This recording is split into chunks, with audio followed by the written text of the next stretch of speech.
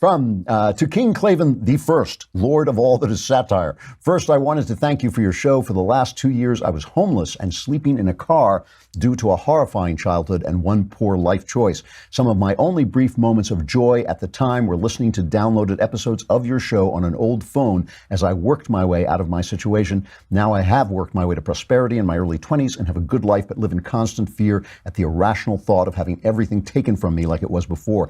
How would you recommend overcoming fear once it has started to consume your day-to-day life? Could the solution be found in faith, or is it wiser to look in therapy? Looking forward to reading The Great Good Thing and happy to finally subscribe. Thank you, sir. Thank you. It's great to hear that we were talking to you when you needed us, and I'm really thrilled that you've gotten out of here. Listen, you're suffering from a kind of like a post-traumatic stress, it sounds like. You had a bad situation. I had a bad situation in my youth where I went into terrible depressions, and I cured them, but for a long time after that, I was always afraid they'd come back. Once you realize, this is why Jesus teaches you to walk on water, because once you realize that you're moving on faith, you know how quickly things can be taken away from you. So you've been traumatized basically, and you want to get over that.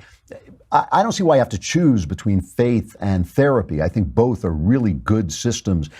Faith, you're going to need faith because Jesus will take your hand. He will let you walk on this water that we're all walking on, pal. I mean, it's all of us are living, life by moment. You're not going to go back. You're not going to fall back. You're going to be fine. But, it's not a bad thing to go to a therapist just to talk this through and get rid of the trauma, help the trauma. They have really good systems for doing that. There's one system that just deals directly with this. I can never remember what it's called. It's a kind of behavioral therapy they have now.